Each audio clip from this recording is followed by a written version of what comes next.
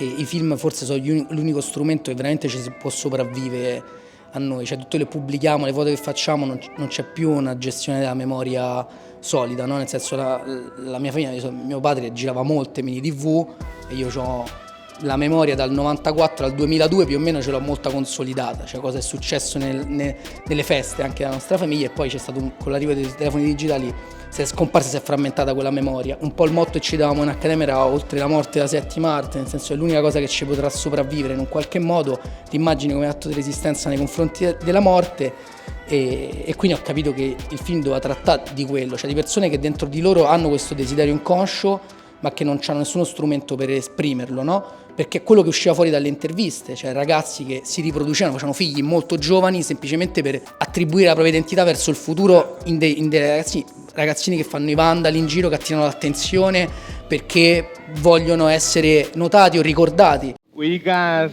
just slow it down and make it funky?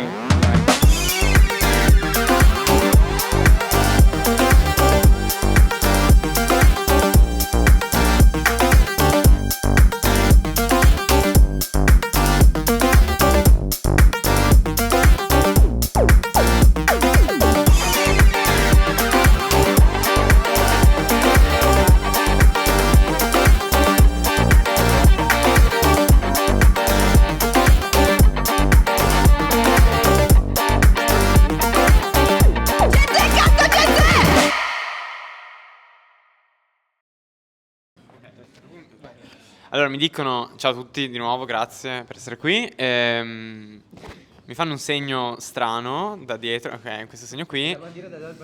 Allora, noi siamo talmente contenti di cominciare questo dibattito con voi, insomma, anche con i problemi tecnici che abbiamo, che insomma ci contraddistinguono. E per il quale penso insomma siamo tutti contenti.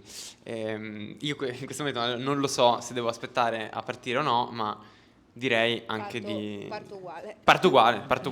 Chi c'è, chi non c'è, non c'è. Il potere dell'applauso. Un altro applauso per cominciare.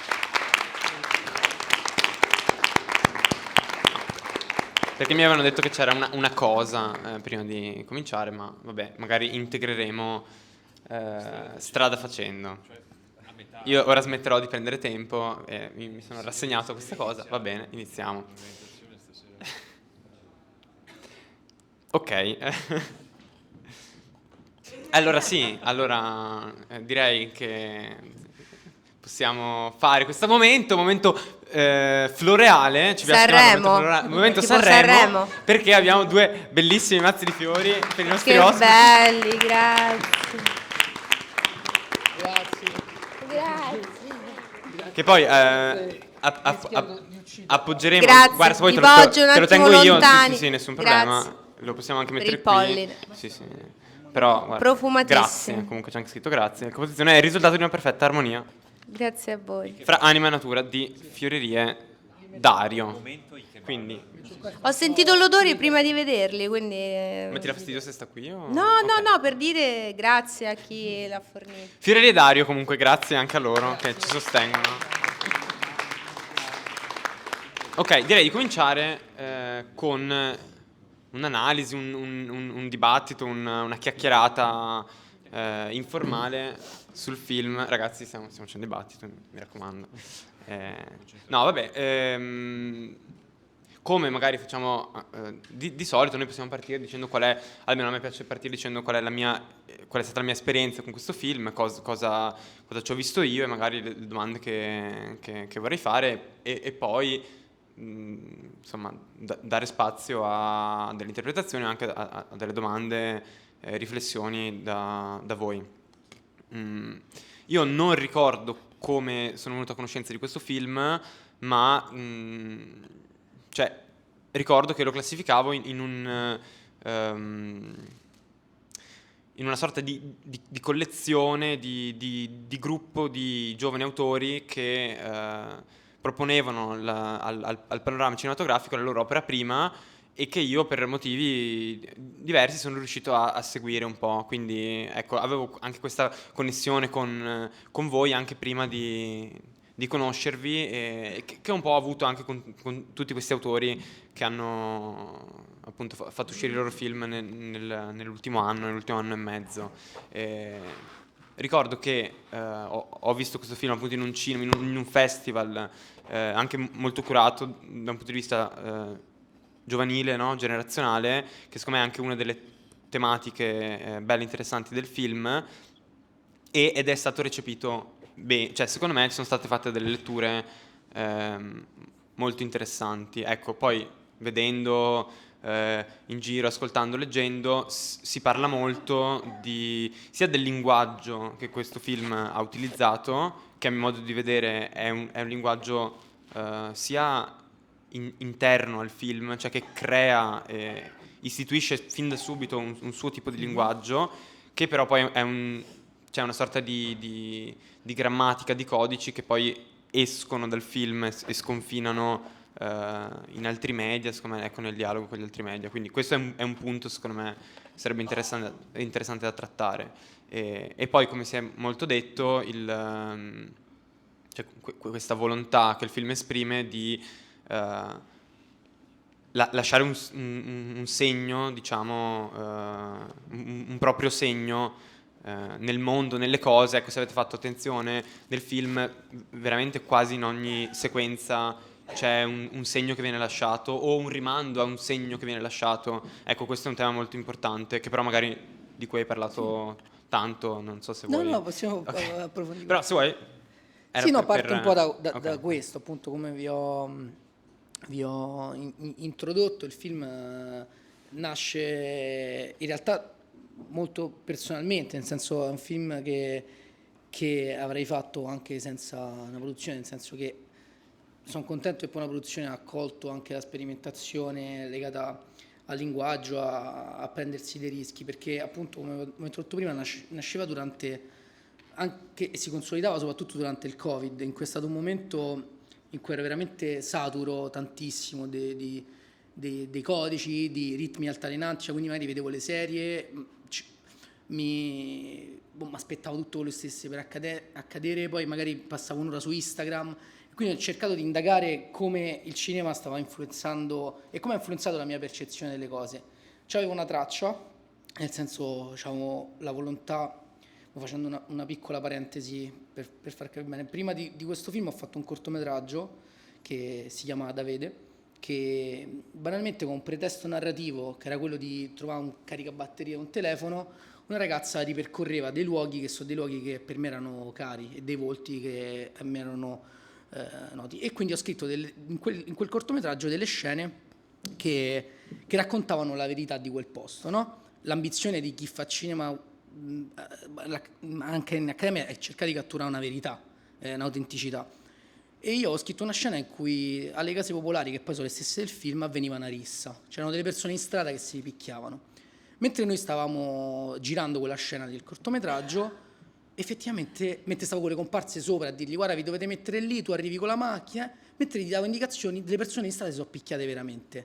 Quindi immaginate che gioia per dei ragazzi di 22 anni che ambivano a catturare la realtà, la catturata, cioè si è palesata di fronte ai nostri occhi. Fatto sta che quando torniamo a casa super esaltati, riguardiamo quel girato e in realtà ci sembra più finto di quello che stavamo facendo con le comparse. E quindi ho cominciato a dire, ma perché sembra così finto?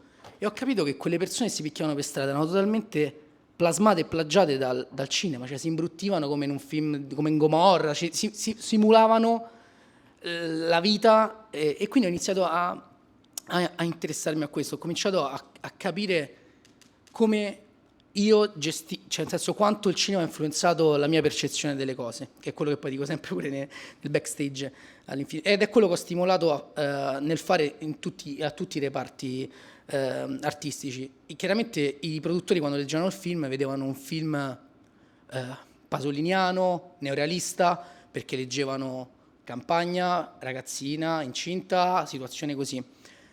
Però di base, anche se la natura era quella e le interviste che facevo raccontavano di quelle, io quella realtà intorno l'ho percepita in tutt'altro modo, perché sono stato cresciuto con dei film che influenzavano il mio sguardo sulla percezione intorno, e ho capito che allora se dovevo raccontare qualcosa di vero, dovevo farlo per forza attraverso il linguaggio, perché siamo una generazione che sta crescendo totalmente con il linguaggio audiovisivo per comunicare tra noi, e quindi so che non potevo fare un film canonico che avesse una struttura, dei ganci, che vi intrattenesse o che desse allo spettatore quello che si aspettava, perché soprattutto nell'adolescenza non è così. E quindi mi sembrava la storia anche giusta per sperimentare da questo punto di vista, cioè fare un film che non avesse punti di riferimento, che ci facesse sentire spersi, che ci aggredisse, e che fosse un film totalmente incosciente nella dimensione appunto adolescenziale, sia nell'incoscienza delle scelte, sia per l'indagine, appunto, come ho detto fino adesso, legata all'inconscio, rispetto a tutto quello che ha costruito la nostra percezione della realtà intorno. Quindi diciamo questo è un po' il ragionamento che c'è stato poi alla base. Poi chiaramente il film in realtà poi è venuto in maniera molto, molto istintiva, molto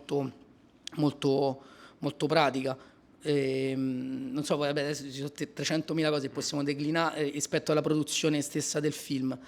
Però quando i produttori hanno capito questa cosa, allora veramente ci hanno lasciato via libera nello sperimentare. Di questo è stata grande paladino e grande forza di, appunto, come avete visto nei titoli di testa, di Wim Wenders, che mi ha spronato tanto a ragionare in questo. Cioè, se devi fare un film nel 2023 è inutile che cerchi di fare quello che ti dicono i manuali di cinema. Cioè un linguaggio, cerca di esplorare il linguaggio della tua generazione, ritmi altalenati, stai un'ora su Instagram, poi stai un'ora... Cioè, sbaglia da quel punto di vista, non c'è senso fare un'opera prima che ti dicono bravo, è venuta bene, ma fai qualcosa che somiglia di più possibile a quello che senti dentro. E quando Wenders, insomma, ha appoggiato tante scelte un po' più azzardate, diciamo che pure Fandango, che magari è una produzione invece un po' più canonica, si è lasciata un po' convincere, diciamo. Quindi... E poi vabbè, il Covid ha salvato anche il film, perché banalmente i produttori non hanno mai tempo per leggere le cose e per approfondirle. Invece col fatto che non stava girando nessuno si sono fermati e c'è stato tempo per parlare di tutte queste cose che abbiamo detto. E anche se poi il film nell'effettivo è stato in realtà realizzato in brevissimo tempo, cioè le riprese sono durate 5 settimane, da 5 giorni ciascuna, la preparazione più o meno uguale, gli attori sono stati trovati praticamente a ridosso delle riprese perché erano dei ragazzini, quindi io magari vedevo degli attori che mi interessavano, poi dovevamo girare un anno dopo e li rincontravo, erano uomini adulti, totalmente cambiati, quindi questo, non so. No, questo è un aspetto interessante che si vede molto bene nel video di backstage che proietteremo alla fine, insomma chi vuole rimanere c'è anche questa possibilità, e che anche risponde a molte domande secondo me che si possono avere sul film. Volevo chiedere una cosa, ma magari me la tengo per dopo, però mi vorrei collegare subito perché sono avido di sapere, ma poi vi lascio, insomma, mi taccio. Perché poi insomma questo film è nato, se non sbaglio, da una serie di interviste a persone vere, e nel tempo insomma questo anche ha dato vita, penso, a dei personaggi, ma non era quello di cui volevo parlare. Però appunto dicevi prima sia del linguaggio che di questa volontà di lasciare anche appunto una traccia, cioè quello che un po' mi ha fatto capire studiare cinema è che i film forse sono l'unico strumento che veramente ci si può sopravvivere a noi, cioè tutte le pubblichiamo, le foto che facciamo, non c'è più una gestione della memoria solida, no? Nel senso la mia famiglia, mio padre girava molte mini tv e io ho la memoria dal 94 al 2002 più o meno ce l'ho molta consolidata, cioè cosa è successo nelle feste anche della nostra famiglia, e poi c'è stato con l'arrivo dei telefoni digitali si è frammentata quella memoria, e quindi essendo un tema molto vicino a me, cioè nel senso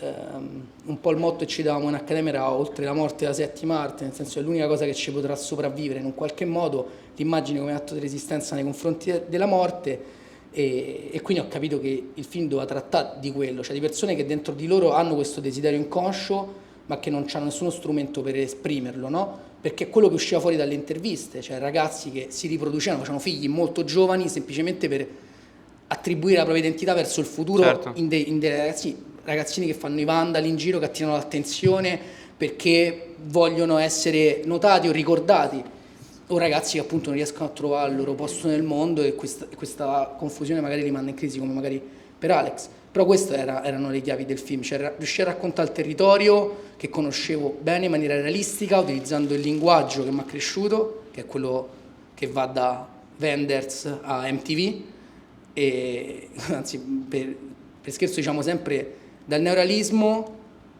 passando per la Nouvelle Vague fino al Neo Genesis Evangelion, che per chi sa che cos'è, questo è un po' il percorso che ha guidato il film, e con l'idea appunto di riuscire a lasciare il più possibile una traccia di me. Cioè, se io oggi non fossi qui, questo film mi rappresenta benissimo, insomma, le atmosfere e la percezione, insomma, che ho della mia città e dell'essere adolescente in quella città. Ma e questo aspetto, no, che cioè anche dicevamo essere quasi documentaristico, quasi una sorta di voler documentare, archiviare, no? Osservare questi personaggi, un po', no? Un po' neorealista, adesso senza addentrarci, però secondo me è anche molto interessante che invece si lega ad un linguaggio cinematografico invece molto forte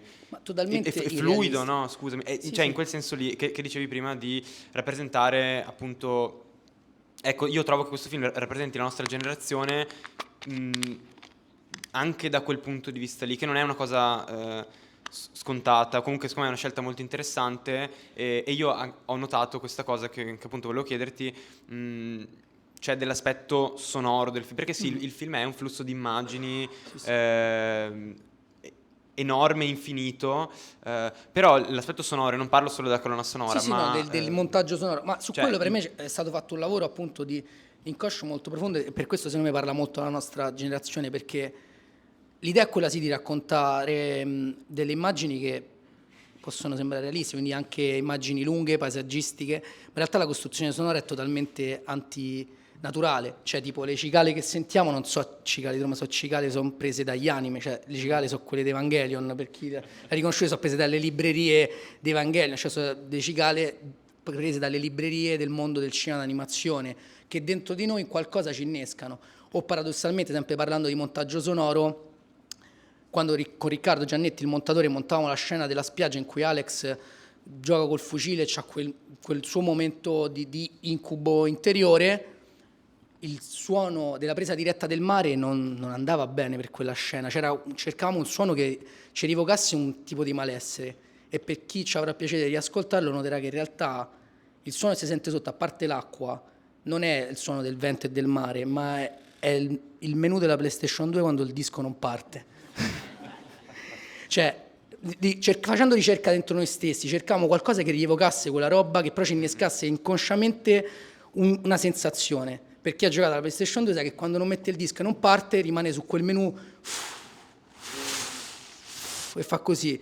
E abbiamo preso quella traccia sonora e l'abbiamo utilizzata come mare in risacca, poi ci abbiamo messo l'acqua, eccetera. Però il film è stato costruito tutto così, cioè tutto un lavoro tra il naturale e quello che inconsciamente il bombardamento delle immagini come generazione ci ha fatto percepire come reale. E anche poi, scusa, cioè questo Sì. è quello che non si vede, ma anche proprio delle cose che si vedono, cioè alcune sequenze in moto sono sonorizzate in un certo modo, oppure mi viene in mente, cioè delle battute iniziano e però finiscono in un'altra, cioè in un altro luogo. Sì, diciamo quella è stata la cosa più difficile da gestire in post-produzione, perché in generale i film vengono post-prodotti in rulli, nel senso il film, che ne so, un film solitamente è diviso in 5 rulli, quindi tu monti i primi quarto d'ora e dopo che l'hai montato lo mandi alla color, il mix, cominciano a sonorizzarlo, eccetera.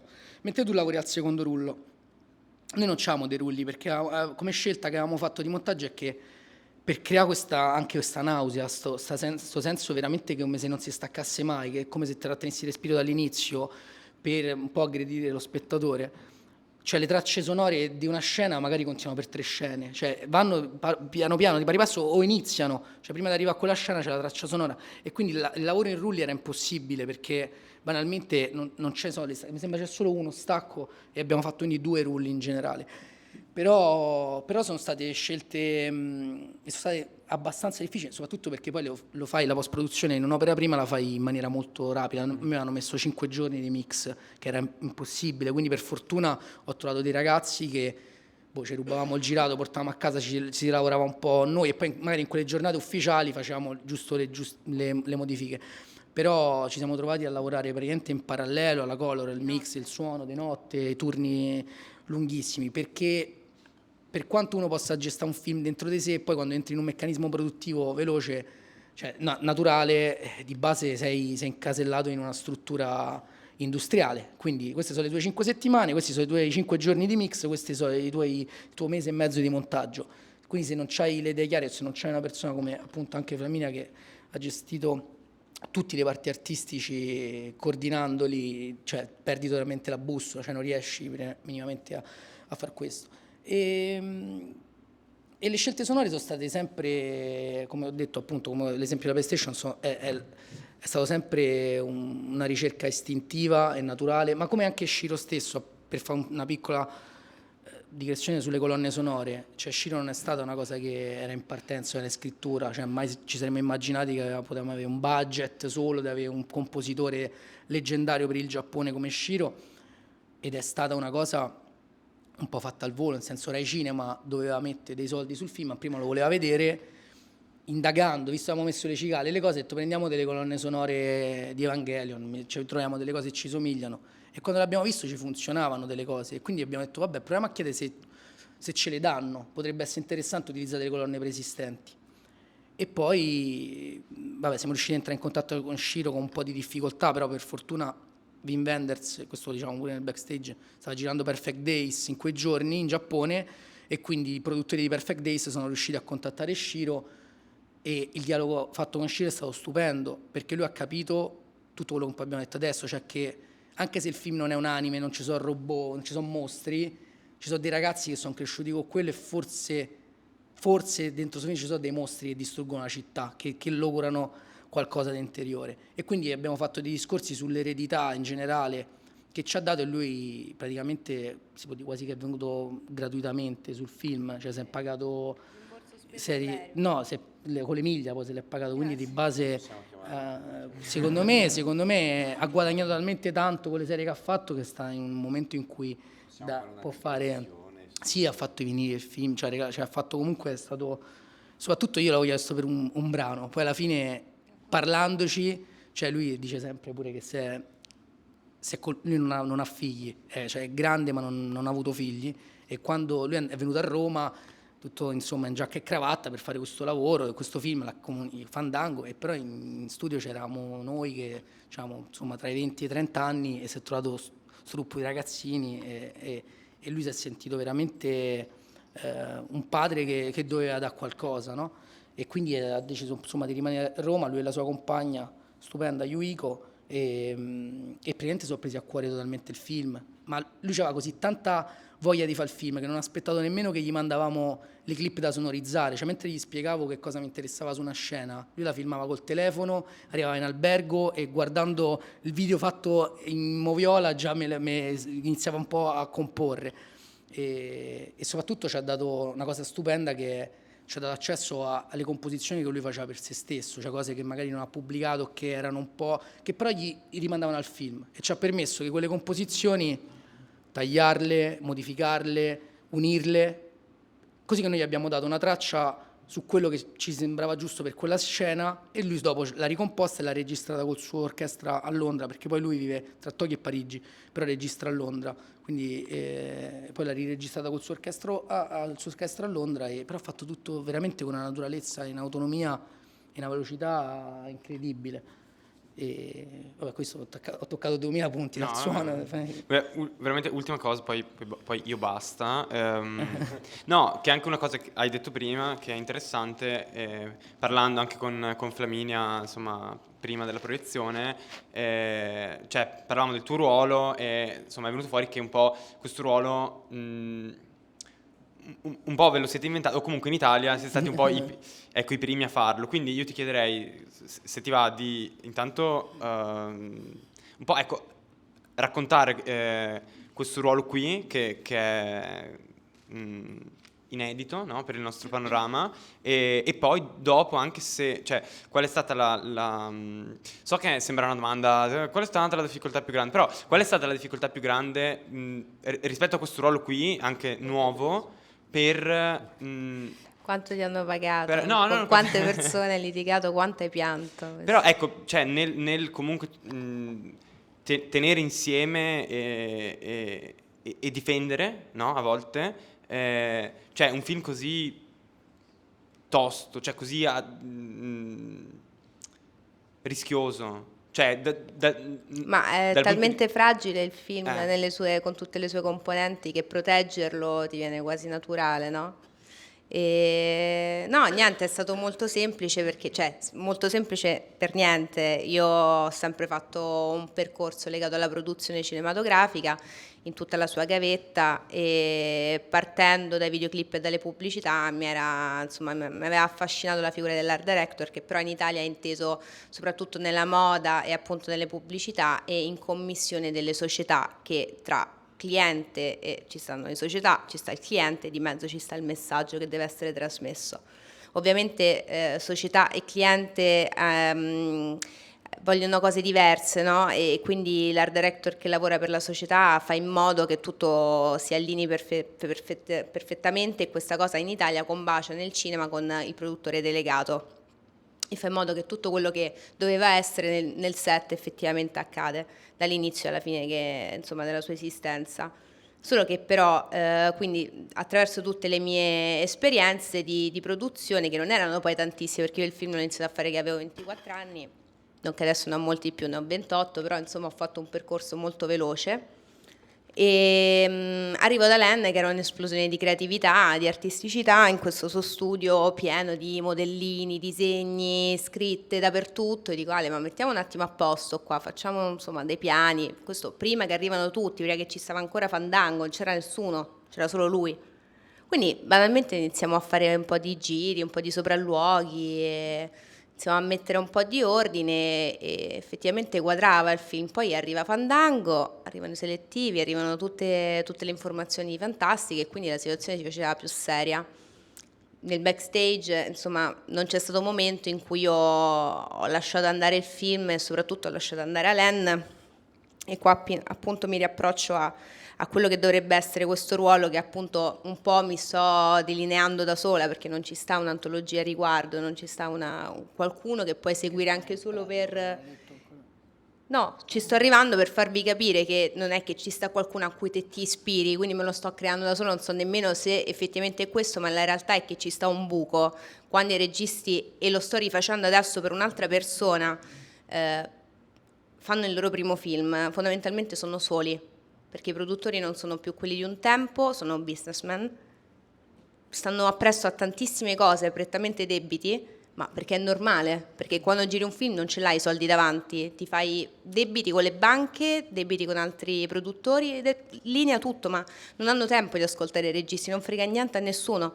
Quindi i registi sono soli, anime con questo progetto in mano che vagano cercando dai reparti un conforto, qualcosa, qualcuno che assomiglia anche solo vagamente alla loro idea di personaggio. E quindi quello che faccio io è essere chiamata da un regista perché affinché io tuteli con loro e diventi con loro la memoria hard disk, cioè rappresenti per loro l'identità del film, ed è stato questo quello che io ho cercato di fare per tutto il tempo in cui Alain ha portato avanti la lavorazione, cioè ricordargli l'idea blindata che io mi ero fatta del progetto, ovviamente non autonomamente, cioè lui mi aveva parlato talmente tanto di questo film che io ormai non ero genitrice, come dico sempre, ma ne ero una tata, e quindi dovevo fare in modo che sopravvivesse a tutti gli input dei reparti che ti arrivano, e da un giorno all'altro arriva l'aiuto regia, il DOP, scenografia, tutte persone assolutamente, cioè stanno lavorando, sono pagate,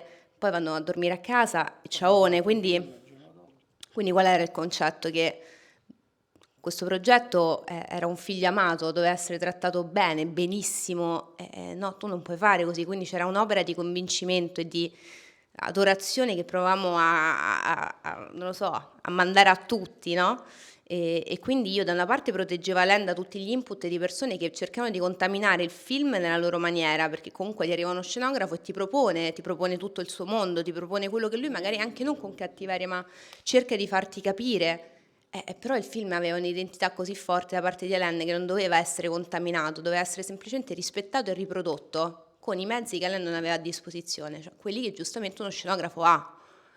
E quindi ho cercato di fare questo con tutti i reparti, costumista, cioè tutti i reparti artistici, fino ad arrivare poi a quelli meno artistici come il montaggio, che è il momento di una nuova riscrittura, di una nuova regia, no? E anche là abbiamo trovato una persona che comunque non è sempre semplice, ti arriva sta ragazzina, per tornare ai principi, io ho fatto riunioni in cui ero in piedi, cioè non c'era la sedia e era un ufficio, le sedie erano accanto a me, tutti seduti, io ero in piedi, la sedia per me non c'era, ma non era importante, cioè tornavo a casa, piangevo, no, ti prego rimani, ma non era, cioè nel senso tutto quello che c'è dietro potete immaginarvelo. Il concetto era che a un certo punto c'ero talmente infognata pure io in questo progetto che lo dovevo fare, cioè anche mia madre mi diceva no, mo lo fai, cioè mo fino in fondo lo fai. E quindi non è stato semplice, soprattutto perché poi quando ti approcci alle maestranze ti dicono scusa, che cazzo sei? Cioè tu vieni qua e vieni a fare montaggio e invece tutti devo dire che hanno accolto bene la mia presenza perché capivano che quando a lei non poteva c'ero io e quando un regista sta facendo il suo primo film appunto gli arrivano 1000 input e non può essere banalmente presente in 2 luoghi nello stesso giorno dal costumista e poi dallo scenografo a fare sopralluoghi. E succede questa cosa, come in Color e al Mix. Com'è possibile? E questa cosa è stata una forza per Alain, per me sicuramente, perché con grande fiducia mi ha lasciato comunque capacità decisionale. Dall'altra parte per lui è stato più libero, insomma, più tranquillo, più a suo agio, credo. E questo è stato più o meno l'iter della... Vabbè. Grazie, io, cioè se voi volete... Avrei qualcosa da dire. Vai. Allora, praticamente come ti avevo detto prima, Evangelion è il mio anime preferito e tutto il resto.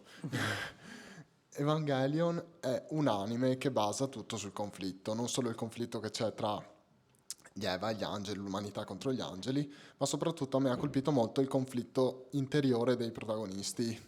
In questo caso io ho notato un conflitto tra Eros e Thanos, cioè tra amore e morte, che secondo me in questo film viene ripetuto molte volte, cioè l'amore che prova Kevin per Brenda, poi un amore anche che c'è tra loro due che è più un'amicizia, ma alla fine possiamo anche Sì, tradurla sì. più o meno in amore questo.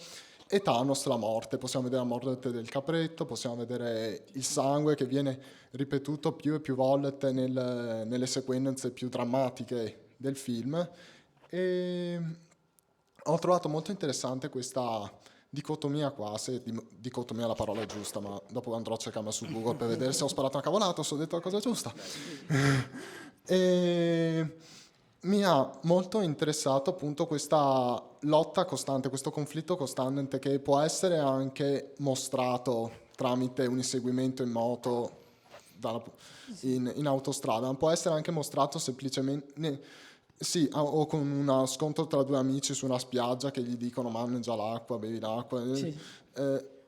Ma mostrato anche, sì, scusa, forse mi sto dilungando No, troppo. mi stai facendo fare un ragionamento in realtà che non avevo fatto ancora. In realtà, in realtà appena mi hai detto conflitto Evangelion, in realtà la prima immagine che mi è venuta non era tanto il conflitto interiore di Shinji, ma quello col padre, no? Sì. Che credo che in realtà questo film nasce in realtà da un tipo di conflitto più legato ai genitori, ma non legato ai genitori nel senso agli educatori, cioè legato ai genitori. Allora, io ho dei genitori molto, molto giovani, nel senso mi hanno fatto quando c'erano l'età di Brenda e Kevin e Alex, cioè avevano l'età di 18 e 21 anni.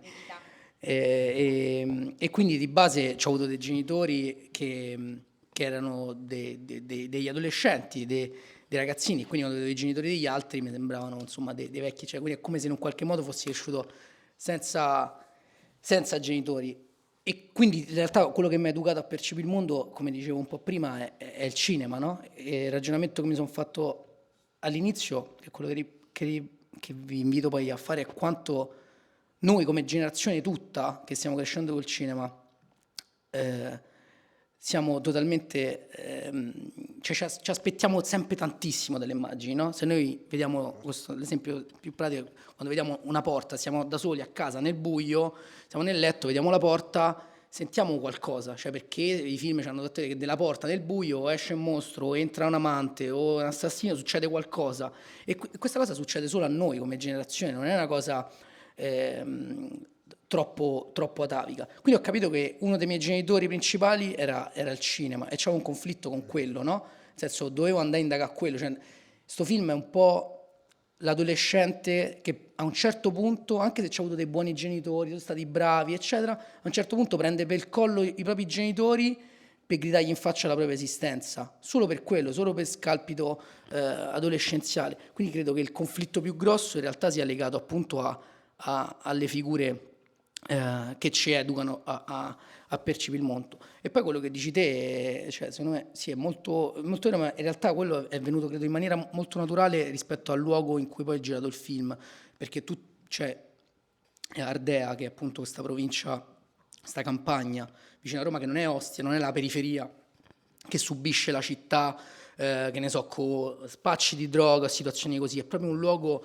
a sé molto antico e molto stratificato. Quindi credo che questo tipo di conflitto tra amore e morte sia molto presente, molto, cioè, tutte le immagini mi rendo conto, l'agnello morto e cose, sono cose che magari ho messo istintivamente perché sono cose che ho visto costantemente intorno e poi mi rendo conto invece nelle proiezioni pubbliche sono magari immagini forti o che scioccano, ma in realtà quello che ho cercato di fare è semplicemente di riproporre una sequenza di situazioni come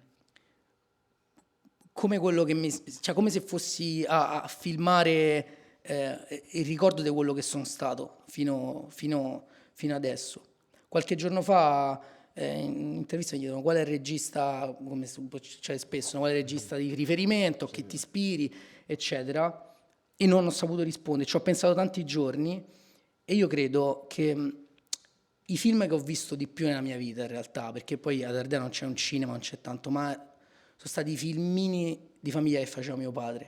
Quindi in realtà il regista di cui ho visto più film in assoluto è mio padre, che non è regista, ha fatto un muratore tutta la vita, però di base filmava costantemente. Quindi c'erano queste mini TV, queste cassette da un'ora, che noi frequentavamo a casa come se fossero dei film, cioè ci sedevamo tutti in salotto e ci rivedevamo il compleanno, la vacanza, l'estate, no? E però in quella roba c'era una dimensione di sguardo e di naturalezza che poi nei film che vedevo quotidianamente non trovavo. Quindi in realtà, poi questo per rispondere all'intervista che mi hanno fatto l'altro giorno, che me ne è avuta la risposta, il regista che mi ha più influenzato è mio padre, anche se non è un regista. E in queste cassette, in queste situazioni c'è tantissimo di questo. I miei hanno avuto una vita abbastanza, mi hanno fatto da giovani, ma hanno avuto una vita abbastanza ricca di situazioni. Hanno avuto delle giostre, cioè nel senso gestivano delle giostre, giostre tipo itineranti, c'era un bar aperto 24 ore e mio padre filmava costantemente queste cose, no? Ubriaconi che venivano lì 24 ore, gli offriva i drink, faceva interviste, ma per gioco, per curiosità spontanea di un ragazzo di 26 anni, 27 anni che si trova in delle situazioni divertenti come facciamo oggi col telefono, però erano archiviate in maniera ordinata perché erano delle cassette e quindi io le frequentavo come dei film, queste cose. E tutte queste situazioni, questo conflitto enorme tra morte e amore è super presente lì, perché vedi dei ragazzini totalmente incoscienti, appunto 18 e 20 anni, che si amano e stanno a costruire una casa, perché la casa in cui sono cresciuto io, cioè l'ha fatta proprio mio padre, come se fosse, non so, nell'anno zero, nel senso l'ha costruito con i mattoni, ci ha messo 2 anni e cioè, piano piano l'ha messa su. E, e costantemente però intorno c'è stata tutta una situazione di microcriminalità ridicola, nel senso che anche Domenico, il personaggio di Domenico, per me era come dire, ok, ci sono tutti quei film che sono ambientati nel mio quartiere, che so, romanzo criminale, roba così, e Alex ogni tanto ci va a lavorare lì, va a frequentare quella roba, ma è una roba che non vediamo, c'è un altro film, quindi quello che gli succede a Domenico, l'ammazza, cioè qualcosa in cui banalmente Alex a un certo punto non vuole fare più parte e vuole tornare nel suo ritmo, nella sua dimensione filmica. Quindi non so se ho risposto alla tua domanda, però insomma mi hai permesso di fare una bellissima riflessione. No, alla fine la domanda non è neanche una vera domanda, non necessitava necessariamente una risposta. Alla fine Ti questo ringrazio. dibattito è È pienamente libero, cioè non possiamo dire quello che vogliamo, è completamente è quasi un flusso. sogno onirico a volte questo dibattito. No, ma infatti io vorrei Siamo anche, questo è un dibattito neorealista quasi, cioè, Andiamo nelle cazzate allora. sì, lasciamo al C'è- pubblico, infatti, sì. c'è Se vogliamo Fax- lasciare al pubblico, Chi vuole che fa... Approfittare. alzi la mano, noi vi diamo il microfono, cioè nel senso... Yeah. Una mano alzata. Basta, finito, io non so se volevate dire qualcosa voi. Raga, dopo, mi spiace. Cinefax. Grazie. No, approfitto adesso per collegarmi a quello che è appena stato detto, perché hai parlato del conflitto genitoriale e in un film in cui i genitori non ci sono.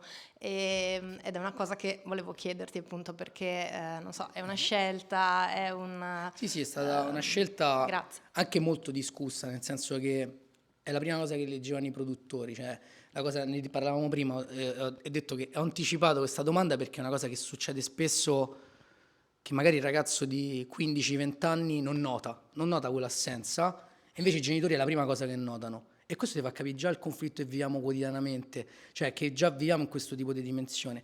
Un po', ed era la cosa che all'inizio i produttori mi dicevano, cioè, ma i genitori ma che fanno? E per me la scusa per convincerli è stata quella di fargli dei film d'animazione. Io ho detto, nei film d'animazione i genitori spesso non sono presenti i nonni, sono presenti i zii, non ci stanno i genitori, no? Sappiamo chi è la madre di, non so, Sailor Moon, ok. E quindi di base un po' è stato quello un po' il trainante, è dire è la loro grande avventura, è il loro momento, magari vanno anche i genitori, magari cioè se avessi messo dei genitori, questa è stata la cosa che ha convinto i produttori, è che se io so che se avessi messo dei genitori sarebbe stato un escamotage per lo spettatore per puntare il dito e di loro sono così perché i genitori sono così, cioè sarebbe stato un modo per scagionarli, no? Se mettevo il genitore drogato o troppo presente o poco assente, sarebbe stato comunque un modo per puntare il dito e di lui è così perché il genitore è un drogato, oppure è così perché il genitore lavora troppo, è così perché il genitore è severo. Invece volevo che appunto loro fossero i protagonisti della storia stessa, per far sì che poi sul finale rendersi conto che Kevin, appunto, come ammette se stesso, è solo un ragazzino, e ricordarcelo. Se io avessi messo i genitori dall'inizio, quella scena avrebbe perso totalmente forza, perché l'avremmo visti sempre come figli, l'avremmo visti per tutto il film come dei figli. E so che per dei genitori, appunto, anche quando io sarò più grande, vedrò sto film come se sto vedendo dei figli. Però la volontà all'inizio era di non raccontarli così, come appunto io ho visto i miei genitori, cioè delle persone che erano adulte anche se avevano 18 anni. Cioè il film è tanto, come avete visto, inquadrato dal basso, no? E un po' me lo so chiesto dopo, perché non è stata una volontà dall'inizio. E poi me lo so giustificato così, cioè nel senso che il modo in cui io ho visto i miei genitori quando ero ragazzino, cioè il punto di vista di un fratello minore, di un bambino che guarda queste persone di un'età piccola, di 16 anni, poi le guarda come se fossero dei giganti, è come se il cielo fosse appunto raggiungimento, cioè lo sfondo della vita adulta. Cioè, adesso non voglio entrare, parliamo più di cazzate, però nel senso... Però sì, nel senso che appunto è stata una decisione radicale presa dall'inizio proprio per non far perdere forza a quella scena e per cercare di dimenticarci che sono dei figli, ma so appunto delle persone che cercano di vivere la loro piccola avventura, insomma. Grazie. Grazie a te. Secondo me è stata una scelta molto intelligente, insomma, Grazie. molto ben riuscita. Mi hai fatto venire in mente una cosa: io lavoro per una casa editrice che fa libri per bambini, e spesso ci sono autori e autrici più stranieri che italiani che come escamotage usano proprio questo, cioè tolgono i genitori e li fanno tipo morire nei primi capitoli perché questo lascia la libertà ai protagonisti di avere di la crescere. loro storia, e così come qui giustamente se avessi messo i genitori lo sguardo sarebbe stato completamente diverso. Sì. L'avremmo Quindi giudicato. ottima scelta, grazie. Grazie a te. È veramente una cazzata grossa forse, però ho appena fatto un collegamento di una serie che è ambientata totalmente in estate, dove non sono presenti i genitori, dove l'estate sembra infinita, un po' come in Evangelion, no? Che è Ed e Eddie, tipo di Cartoon Network, dove uno dei protagonisti, che vabbè non è in realtà il protagonista, però comunque uno dei personaggi principali, si chiama Kevin. Ed è tipo il ragazzino quello figo col cappellino al contrario. Non so se c'è tipo un riferimento. Non c'è, però probabilmente c'è, nel senso... Anche Mucca e Pollo, cioè non so, non compare. No, quella roba... Leone in cane Leone che. No, beh, no, là ci sono I tipo. piedi. No, È vero. Ci sono i... I piedi. No, i Leoni in California ci sono... Ma quello è mucca e pollo. Esatto. No, nel senso, ed Eddie non ci avevo pensato, ma in realtà c'è un'atmosfera incredibile quella serie. Quella serie veramente c'è un'atmosfera che invidio, che forse il suo film non riesce ad avere fino in fondo, che però avrei voluto, adesso me l'hai fatta... Nel finale, cioè, tipo viene tutto concluso con un film, nel film appare il primo adulto. Ah, sì, sì, Papà di Eddie. sì, sì. Cioè, scusate. Sì, lo spoiler anche, perché... Un saluto No. Roberto. Volete... sì. Beh, ora siamo... No, poi... no, vabbè. No, No, nel senso- Spaccamascelle, l'estate infinita, no, c'è- l'eterna giovinezza, che bello. Nuova serie, Kevin, Alex Brand. Dicevi? No. Tavoletta. No, ho perso il microfono. Però, vai, Visto che ce l'ho. Siamo abbastanza... Adesso il nostro... No, vabbè, è volevo... abbastanza grande che ormai è tutto... Adesso faremo delle montagne russe. vai. Ma sì, cazzata, facciamo il cinefax. No, volevo chiedere una cosa, mi ricollego anche a due accenni che hai fatto adesso. Hai accennato un attimo al cielo e al discorso di molto spesso, hai detto che molto spesso è visto dal basso verso l'alto. Ed effettivamente nel film ci sono un sacco di inquadrature del cielo, spesso si vedono aerei passare, l'elicottero all'inizio che poi si rivede nella scena Sì, un po' sì, finale, eccetera. E quindi mi chiedevo, cioè, quanto quello è... Cioè, nel senso, io mentre vedevo il film, vedevo in quelle scene là, io l'ho letta, come dire, e questi in questa situazione di povertà, forse anche poche prospettive per il futuro, cioè dove sì, la prospettiva più grande è mettere al mondo un figlio a caso, mi verrebbe a dire, perdono il termine. E il vedere questo, vedere un aereo che arriva da chissà dove, eccetera, io l'ho visto come quella sorta di quasi futuro impossibile, ok? Come, non so, immagino, un antico che guarda il cielo e dice ma chissà se un giorno mai voleremo. E l'ho visto un po' così, non so quanto questo in realtà... No, in realtà non era una cosa pensata, nel senso dall'inizio, ma appunto facendo poi analisi, perché una cosa più bella di fare il primo film è riguardarlo e capire che cosa uno guarda e che scelte prende e anche le scelte inconsce perché le prende.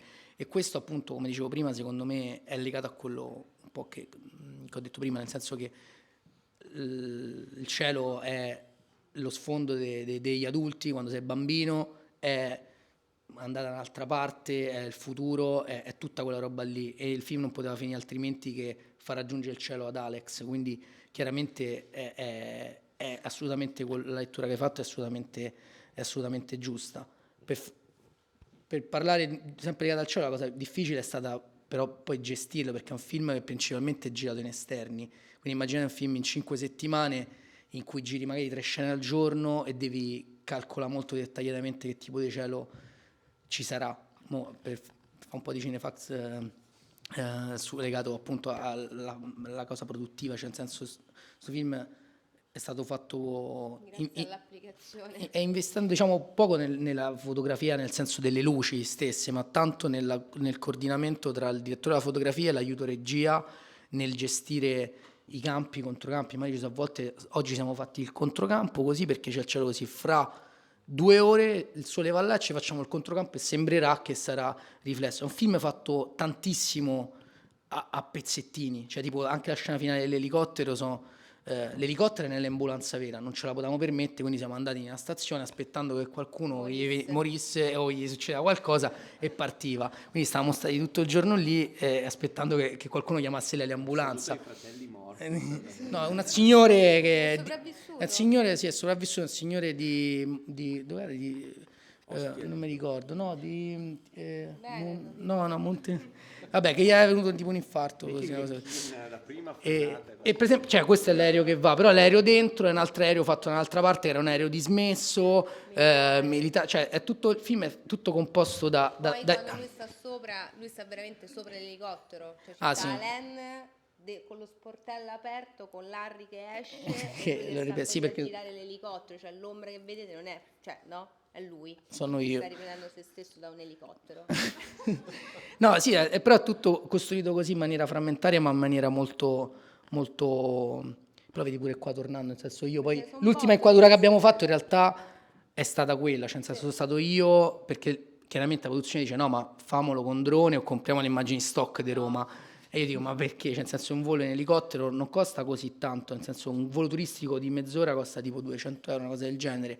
Quindi, cioè, facciamolo. E quindi di base mi fa venire in mente in maniera così un po' di autoanalisi che questo chiaramente è stato anche un film di formazione per me, perché quando ti metti di fronte a quello che sei stato, quello che hai sentito, e poi soprattutto poi ne parli tante volte, diciamo ti fa fare tantissima autoanalisi e quindi mi colpisce il fatto che cioè, l'ultima inquadratura, cioè in realtà io stavo in cielo, quindi ed è così. No, però sì, nel senso, vabbè, non ci aggiungere tanto a quello detto perché hai fatto una lettura molto, molto giusta che ho individuato anch'io. No, ma il film poi, vabbè, produttivamente sarebbe interessante parlarne. No, ma cioè, sembra un film in realtà molto ricco. In un'opera prima uno solitamente ci mette una cosa, uno sparo, o la pioggia, o un bambino, o la discoteca, ci metti una. Tipo, abbiamo tipo scelto tutte le cose che potevamo inserire, però fatte in maniera abbastanza intelligente, perché il film appunto è prodotto da Fandango, Wim Wenders, ma anche da un'altra persona che è Giorgio, che è un ragazzo che io ho conosciuto quando non mi hanno ammesso al centro sperimentale, ho fatto il propedeutico al centro sperimentale di Roma, 4 mesi di Hunger Game, tutti contro tutti, non mi hanno preso, però ho conosciuto tutte le persone con cui poi ho fatto il film. Giorgio che l'ha prodotto, il direttore della fotografia, il fonico, tutte le persone l'ho conosciute lì dentro. E Giorgio però aveva la mia età, quindi Giorgio cioè stavamo notti dove stavamo noi tre a capire, ok, prendiamo la camera, cioè tipo l'estate non potevamo avere tutte quelle comparse, quindi noi ad agosto ancora non c'avevamo gli attori, intanto ci siamo andati a girare tutti i totali della spiaggia, dicendo alle persone, immaginate che state arrivando un cane, quindi giratevi a un certo punto, quando Flaminia batte le mani voi vi girate, quindi facendo tutti quei totali, calcolando poi col direttore della fotografia un giorno a novembre, perché poi il film è stato girato a novembre, come far matchare dicembre, dilla. Sì, l'ultima inquadratura è il 23, quella del Ponte Sisto in cui no, ma il film è stato fatto fino all'ultimo respiro, cioè la macchina che corre sul raccordo, la punto gialla che corre sul finale, quello è Giorgio mentre andavamo a riconsegnare la camera, la macchina da presa, stavo andando al service e ho detto Giorgio giriamo sul raccordo, tu guida la macchina, io giro. All'ultimo secondo, immagino questo produttore è sfinito, pure per il ritorno, era sfinito da questo. Sì, però è stato fatto di tante... L'ha rotta Larry pur di Diciamo appunto la cosa stata forte è che c'era la forza appunto magari di Fandango per certe cose, ma l'ingegno di persone che hanno fatto cortometraggi. Quindi se io scrivo una scena in cui c'è il traffico e ci sono 60 macchine in coda, è una scena che su carta costa tantissimo. Se fate ragionamenti come appunto, non so se Giorgio ebbe questa intuizione di dire ma se noi chiamiamo 60 comparse, che non costano tanto 60 comparse, però diciamo di venire con la loro macchina, diciamo di stare nella loro macchina, cioè avremo 60 macchine. E quindi di base... vabbè, il film è stato fatto tutto il film è fatto tutto di trovate, cioè il bambino che nasce, i dettagli sono girati a casa. Dobbiamo parlare di questa cosa. Allora, all'inizio c'era un parto vero, cioè in sceneggiatura c'era proprio il parto che si vedeva concretamente. Voleva riprendere questa donna che partoriva. No, ma perché di base banalmente volevo traumatizzare Kevin con un'immagine in realtà estremamente naturale e diretta, no? Chirurgo e noi. No, effettivamente abbiamo... Possibilmente io, perché poi doveva essere una donna, comunque Sì, un'altra che- donna, dovevo andare io pronta con la No, no. camera a girare. Lì abbiamo, in realtà era tutto pronto, nel senso che abbiamo trovato prima una ragazza, una regista che aveva fatto un bellissimo documentario sulle violenze ostetriche e quindi aveva il contatto con tantissime ostetriche, donne che stavano per partorire e che dormiva con una camera aspettando che una delle donne ci ha dato disponibilità a riprendere il proprio parto per metterlo nel film e ci concedesse di riprendere, banalmente mettendo solo la stessa asciugamano che c'è in macchina sul letto. Quindi questo era. Mentre partoriva. Per poi avere in cambio il regalo del video totale del parto. E una donna ci aveva detto sì.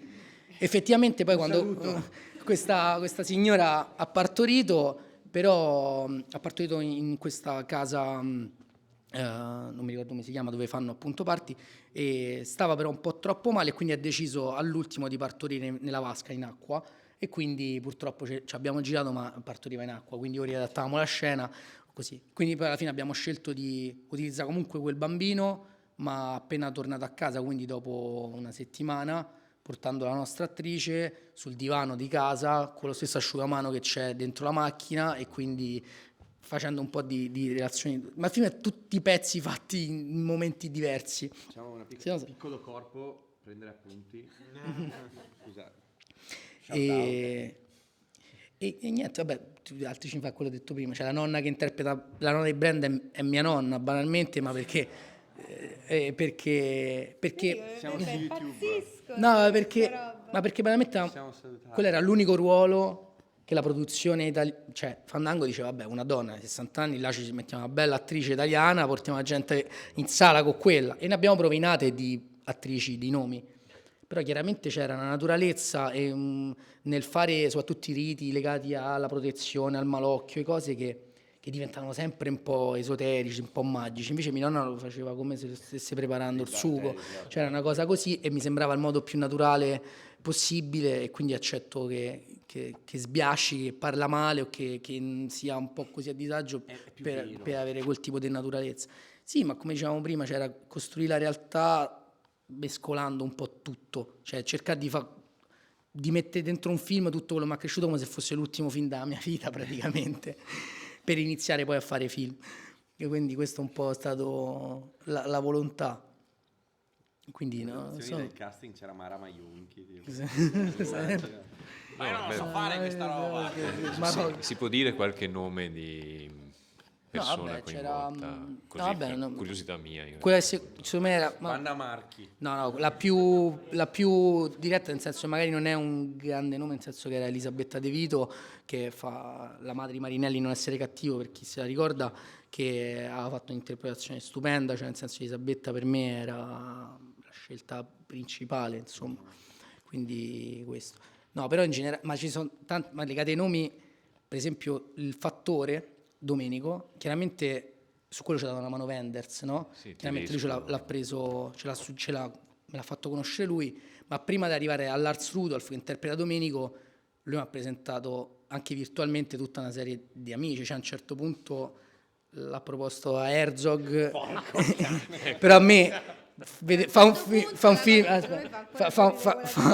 no, ma a me fa un film che era prodotto da Wenders, o Herzog che recitava mi sembrava un po' una parodia, mi sembrava che un po' mangiasse tutte le intenzioni dietro e quindi ho declinato così, ma Ben anche fatto. tipo banalmente a Christopher Waltz l'ha proposto. Che- È l'attore di culto di Tarantino. Sì, è- Bastardi Ha senza fatto gloria. Islanda in Anzi, Bastardi senza e lui ci gloria. ha scritto Dottor lui ha letto tutta la sceneggiatura, in realtà ci ha mandato una lettera stupenda che infatti devo attaccare in ufficio rispetto al coraggio, rispetto alle cose, e in realtà l'unico motivo per cui ho rinunciato non era per la volontà, ma era perché c'era una serie, non so manco se è uscita quella serie ancora, c'era una super serie a Los Angeles e gli avrebbe preso 6 mesi eccetera, però lui era molto fomentato rispetto a, non so poi Wenders come l'aveva fomentato, però in base a lui ci ha scritto una lettera incredibile, però stessa cosa, nel senso un attore come Christopher Waltz avrebbe richiesto a parte una riscrittura del personaggio dandogli più peso ancora e poi sarebbe diventato pure agli occhi dello spettatore un po' forse troppo. Avrebbe detto tipo ti fa schifo da pecora, ma adesso voglio sentire la musica delle parole. Probabilmente non lo so. Bruno Ganz nel ruolo del fattore. Bruno Ganz mi sa che Ormai era già... Sì. Ciao. Così. Un saluto. Quanti- Stai continuando? C'è qualche domanda ancora? Che mina che sei. No, è stranissimo un film. Cioè, non ho capito, scusa un attimo, non ho capito, non c'è nessuna domanda del pubblico, questa cosa è... bisogna dire che Ci sta. Ma sì, ma sulle cose, ma anche banalmente su come sono fatte delle scene. No, ma se no le facciamo anche noi. delle Cioè, scene. io ho tanta roba da chiedere. Però, no, vabbè, scusate, no, per dire... ok, scusate, no, forse l'ho lanciata anche prima, non ho visto, mi sono... Come si convince un produttore a fare un film così? Sì, avremo bisogno effettivamente. Capito? Senza ganci. Ciao. Ciao. La mia domanda era sulla scrittura dei dialoghi. Oh. 2 punti. Come li avete scritti? Perché, come dici, sono molto autentici, quindi non riesco a immaginarmi che fossero stati scritti se non con delle indicazioni, non lo so. Allora, i dialoghi, quello che si pensa spesso quando si vede il film è che ci sia grande improvvisazione, ma come ho detto 5 settimane in 5 giorni e soprattutto 2 attori che non sono romani, perché Alex è del Lago di Garda e Kevin è di Torino, non potevano improvvisare, banalmente non sapevano veramente dove mettere mano e quindi i dialoghi, ma in realtà sono stati frutto tanto appunto della quotidianità, quindi anche dei modi normali, ma tante cose sono state anche banalmente rubate, cioè sono state situazioni in cui, mentre facevo queste interviste che nel backstage si vedono un pochino, magari passavo delle giornate con dei ragazzi molto più giovani e dell'età insomma di quelli del film e mi capitava appunto magari di introdurli ad un argomento e poi magari di registrare quella conversazione e trovare quei passaggi che mi sembravano molto interessanti. E quindi di base sono stati dialoghi in cui presi dalla ricerca sul campo, però anche a volte magari un po' recitati, insomma, diciamo che un modo, anche nel film, quello diciamo prima con Mino, quello che facevamo spesso a volte è accendere la webcam, provare la scena, tipo magari un dialogo che deve durare 1 minuto, uno la prova e la fa durare anche 3 ore e poi rivede tutta quell'ora e dice però questo passaggio mi sembra efficace e naturale, allora me lo prendo. Quindi recitando per primi penso sia la risposta. Sì, un po' rubando la vita reale, un po' recitando di fronte, insomma registrandosi un po' così. Posso dire una cosa? Sì. Beh, però l'ultima battuta è un po' il caso estraneo a tutto questo, no? Ci sono 2 improvvisazioni in realtà nel film. La prima è la scena iniziale in cui bucano la ruota, cioè la bucano veramente, ma perché banalmente non doveva essere la scena d'apertura del film, è avvenuta dopo 1 settimana di riprese, 2 settimane di riprese, e ho detto vabbè, abbiamo finito 1 ora prima, andiamoci a fare un po' di passaggi in città. E loro erano così a loro agio con i personaggi, sono stati tutto il tempo galvanizzati a fare i cretini, che Alex guidando e baciando Brenda eccetera ha preso una buca e ha spaccato la ruota, ma ha tamponato il produttore, vabbè, ha fatto un sacco di cose, esatto, siamo qua a dimensionare. E quindi io gli ho detto banalmente adesso fate cambiare la ruota ai personaggi e quindi l'ho lasciati improvvisare e quindi da quella roba lì è uscito un po' il carattere e poi, ma perché banalmente abbiamo scelto di metterla come prima scena perché mi sembrava veramente l'immagine perfetta di un road movie che non va da nessuna parte, cioè la prima scena si buca la ruota e rimangono là ancorati per sempre e stiamo in questo loop emotivo, quindi mi sembrava poi vedendo il montaggio la scena d'apertura migliore e come diceva Flaminia la battuta di Kevin finale, quella che dice c'ho 16 anni, in realtà era una scena era un dialogo molto risolutivo, era un dialogo in cui lui non trovava adulti, in cui gridava al sentirsi solo, gridava delle cose molto letterarie anche e lì un po' perfetta perché è l'unico giorno che abbiamo fatto ritardo tanto sul set e quindi era molto agitato Zach, c'era la mamma presente lì al monitor e lui era veramente super agitato, era minorenne, aveva 17 anni quando abbiamo girato e lui preso dalla foga, dalle cose, come capitava spesso quando magari non sapevo risolvere la scena, gli dicevo vabbè Zach ti vengo io dietro, spesso se dovevo andare veloci dicevo fai così, mettiti qua, adesso guarda la mano, mi serve l'inquadratura e tu guardi su e prendevo proprio frammenti. A volte quando c'erano situazioni così di ritardo e ho bisogno di qualcosa emotivo facciamo al contrario, cioè dicevo vai tu e io ti vengo dietro. E lì Zach, preso dall'agitazione del set, dalla presenza di sua mamma e da tutto il contesto, è salito da solo su quel carretto dietro che ha trovato in maniera naturale. Disperato, piangeva veramente, lui era veramente disperato da tutta la situazione. Sì, sì. E quindi diciamo queste sono state le due scene non scritte o comunque non recitate, cioè non erano non scritte, però non so se ho risposto alla tua domanda, Sì, però grazie. di base... In realtà ne avrei anche una seconda, però Sì, per me vai. non è bello chiedere spiegazioni, ma l'audio iniziale io ho cercato di inserirlo, mi sono immaginata quasi lo mandasse Alex dall'ospedale. Sì, diciamo che questa è stata una cosa molto ambigua, una scelta super ambigua, voluta, perché io quando ho presentato il film a Fandango, tornando a come si convincono i produttori, io ho portato la sceneggiatura, io ho portato tanti disegni, i foto, reference, interviste ai ragazzi, e poi ho portato un video di 3 minuti dove c'era la nota vocale che avete sentito, recitata da un altro ragazzo, e delle immagini fotografiche, come se quello che stesse raccontando fosse un ricordo dell'estate, di qualcosa che apparteneva, come se fosse già stato fatto. È stato un modo molto utile per convincere i produttori, perché quello che avevo mostrato era come se fosse una memoria che dovevano solo aiutarmi a tirar fuori. E quindi quella nota vocale, che è una nota vocale che avevo scritto io anche in un momento di tristezza di vita, non presa a centro sperimentale, nella vita non sapere che fa nella vita in generale, come prendere sto cinema e che cosa farci, poi è diventata una cosa che poteva essere utile per aprire il film. Ma in realtà non c'è una collocazione reale in cui non la può posizionare nel film. C'è solo un momento in cui Alex cerca di fare una nota vocale, quando cammina, quando gli passa la macchina veloce con la musica a canone, che lui preme tante volte ma non dice mai niente, e lì magari si potrebbe collocare, anche se in realtà quello che poi gli è successo lo scopre dopo. Quindi in realtà è un errore a livello pratico, ma a livello emotivo, nella drammaturgia mi sembrava il modo migliore per introdurre il film e per poi posizionare già l'emotività del personaggio. Insomma, però ma è come banalmente, un azzardo di paragonare minimamente le cose, ma un errore come in Quarto Potere, per chi l'ha visto, Rosabella non lo sente nessuno che lui dice Rosabella, perché non c'è nessuno nella stanza, ma tutti cercano, dicono ma che cazzo è sta Rosabella? Cioè chi l'ha sentito? Gli unici che l'hanno sentito sono gli spettatori che lui ha detto Rosabella, e noi tutti però stanno cercando Rosabella. È un errore su carta, ma nella percezione dello spettatore, se lo spettatore si lascia andare, è una cosa che potrebbe funzionare nella drammaturgia cinematografica. Chiaramente non volevo paragonare, per fare un esempio pratico, nel senso che penso che sia una cosa che si possa fare. Poi chiaramente se uno cerca di collocarlo, lo può, cioè se deve proprio collocarlo con forza, banalmente forse all'ospedale alla fine di tutto, anche forse dopo 3 mesi, potrebbe mandare quell'audio a Kevin o a Brenda.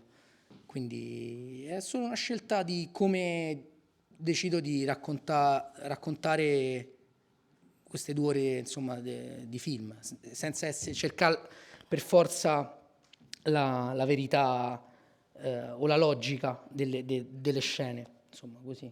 Cioè. Grazie a te. Allora, forse sì, direi... per chi vuole. Per chi vuole. Per chi vuole. È il momento. Sì, se non avete altre curiosità. Forse è l'altro momento. Facciamo, è arrivato quel momento? Sì? No, ok. Allora, scusa. Allora, io... Altri fiori. No. No. Qui non ci sono segni più. Allora, ok, ovviamente se non ci sono altre domande, ma anche se ci sono, a questo punto, volete... No, scherzo, ovviamente, sempre liberi di farle.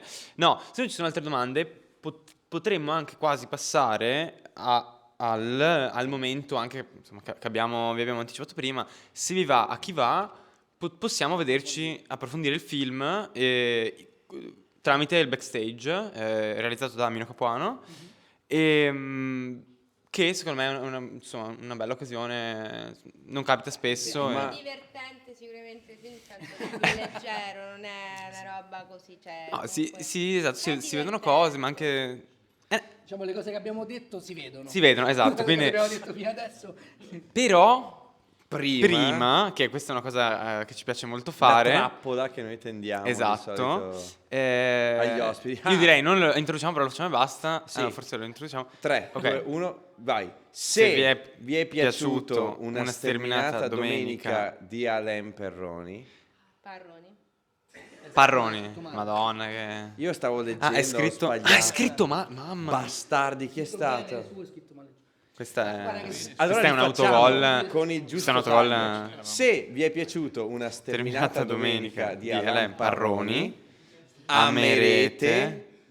Non ha più tutto questo. Allora mi adesso dispiace. Però, spieghiamo un attimo il sai, proprio contesto. siamo caduti- Normalmente quando finiamo la proiezione, finiamo il dibattito, consigliamo dei film inerenti, insomma affini all'opera. consigliamo che abbiamo. noi dei film su il film che abbiamo appena visto. Cioè nel senso... Come fa Netflix. Esatto. Esattamente. Però in Tipo- maniera più... Cioè ci troviamo mirata. magari noi dei collegamenti, però è più una Esatto. cosa... Se vi è piaciuto potrebbe Più piacervi. genziana, Ora, si può declinato magari potrebbe essere... Cioè, ecco, non tanto che film hanno influenzato questo film, ma Perroni comunque è tipo Peroni, scusate. appunto, no, se vi è piaciuto... Se vi è piaciuto... vabbè, allora, abbiamo citato Evangelion. Ma non vorrei che fosse così io. Cioè, Ok, si può fare di meglio. Raccomandiamo noi, Però potrebbero raccomandarli Cioè, loro. no, loro li devono raccomandare. No, è vecchio. È tipo da 3 anni che ce Il l'abbiamo. format è ferreo ed è solido. Sì. Però... adesso È nato tipo dal sono gli nulla, ospiti. però ha funzionato gran successo, tipo tutti si guardano Cioè, i film che noi consigliamo. Ecco, a uno spettatore Vero. a cui è piaciuto il vostro film, No, che lo so. film consigliereste? No. Consigliereste? Ecco, questa è la domanda. Cioè, non è che film hanno influenzato il vostro film, ma è che film consigliereste se vi è piaciuto. Anche a caso. Blue Spring. Ok. Un film a testa. Blue Spring, che è un film adolescenziale, ambientato in una scuola superiore in Giappone, e che ha grandissima libertà ed emotività. È un film per me super punk, è un film punk rock giapponese, così, Blue Spring, quindi assolutamente quello è sempre quello che... Inizio anni 2000. Sì, c'ha delle cose stupende. Film... Io American Beauty, perché inizia e termina con il cielo, perché nei dettagli c'è il messaggio di tantissime cose, come appunto quello della busta, che poi fu il motivo per cui ho iniziato a fare cinema, perché il giorno prima avevo visto una busta, mi ero incantata, persa nella bellezza, e il giorno dopo a caso vedo questo film vecchio, che palle, me lo vedo e invece scopro che il mio film preferito è quello. Guarda, noi uguale, nel senso, tipo, dobbiamo riempire una data di rassegna, la buttiamo tipo a caso, ultimo appuntamento della rassegna A Date with Lana Del Rey, 0 aspettative, la gente impazzisce. Incredibile, tipo pienone, applausi, scroscianti, come se avessimo fatto noi il film. Grazie per le risposte. Grazie. Mettiamo tipo in Voi? sovraimpressione. Film. No, dico se volete suggerire. Sì, noi dobbiamo... Voi non avete detto. Pensavo che lo diceste voi. no, ma era bello. Ed Eddie. Eddie. Bello, questo lo... Ed and Eddie, tipo in lingua originale. Comunque invito chiunque, anche il film, so che insomma poi è sempre un po' violento parlarne subito dopo il film, quindi ci dormirete sopra, magari vi torneranno delle immagini un po' appiccicose, nel senso che so, alcuni vedo che gli rimangono solo delle cose, cioè quindi è un film che poi a ognuno gli attacca in maniera diversa. Chi vuole mi può scrivere normalmente anche su Instagram per continuare a parlare del film, anche chi gli ha fatto schifo e magari non c'ha il coraggio di parlarne pubblicamente, e allora ne affrontiamolo, perché come ripeto sempre è il mio primo film, quindi o mi fermate adesso o non vi incazzate dopo se poi non vi piace pure il secondo e il terzo e via, quindi parliamone subito, così insomma mi fermate prima possibile. Vediamo l'opportunità, poi la gente che la toglie. Vi è piaciuto il film? Beh, Per alzata fino di mano. A chi è all'una piaciuto? di notte. Alzate la mano. No, vabbè, abbastanza... Grande successo. Falsi. No, dai, grazie. è vero. Sono onesto. Va bene, Ma soprattutto secondo voi di chi è il figlio? Perché io e Len litighiamo sempre su È questa mio. cosa, cioè è evidente che... Carlo Collane. Siamo d'accordo che è di Kevin? Siamo tutti d'accordo? Ma di domenica. Che è di Kevin? Di Domenico, del cane.